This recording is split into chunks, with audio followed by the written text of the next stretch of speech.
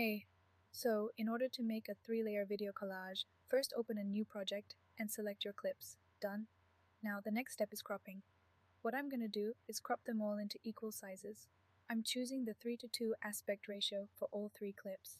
Alright, so see I'm repeating the same steps thrice. Great. There you go. Okay, now you might have noticed that the overall video looks a bit zoomed in and not in the format you want to use. So I'm going to change the ratio of the background. Here I'm choosing the TikTok ratio. Well, if you want to make YouTube Shorts or Instagram Reels, you can click on this size as well. Now, as you can see, the other 2 clips should play simultaneously with the first one, so we got to bring them both forward and align them as 3 rows. So I'm doing that.